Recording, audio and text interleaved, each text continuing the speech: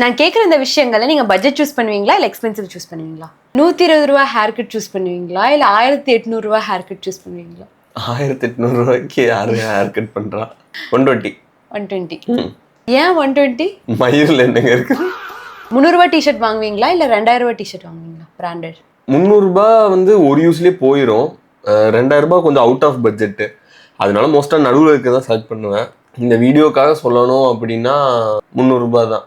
ஆனால் பேண்ட் மட்டும் கொஞ்சம் எக்ஸ்பென்சிவானது தான் போடுவேன். நிறைய டைம் யூஸ் பண்ணுறேன். ஆமாம், லைஃப் நல்லா வரும். இந்த கொஞ்சம் பட்ஜெட் கம்மியாக இருக்க பேண்ட்லாம் வந்து அவ்வளோ நாள் லைஃப் வராது, ஃபேட் ஆகுறது அந்த மாதிரிலாம் ஃபீல் பண்ணுறேன். அதனால பேண்ட் மட்டும் எக்ஸ்பென்சிவ் போய்க்குவேன்.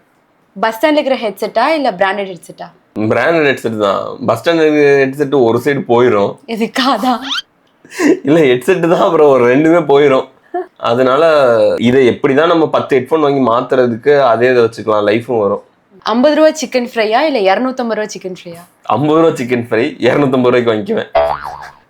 கரெக்ட். ஆனால் செம்ம டேஸ்ட் இல்லை? அப்போதான் சாப்பிட்ட மாதிரி இருக்கு. சின்ன கலர் இருந்தாலும் நல்லா டேஸ்ட்டாக இருக்குடா.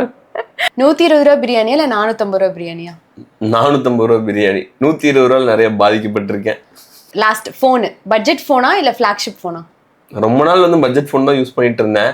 இப்போ அதுக்கான தேவை இருக்கிறதுனால கொஞ்சம் ஃப்ளாக்ஷிப் ஃபோன் வாங்கி யூஸ் பண்ணிட்டு இருக்கோம் வீடியோ எடுக்கிறதுக்கு இதுக்கெல்லாம். இதில் நீங்கள் என்னெல்லாம் சூஸ் பண்ணீங்கன்னு கமெண்ட்ல சொல்லுங்க. அப்படியே சப்ஸ்கிரைப்.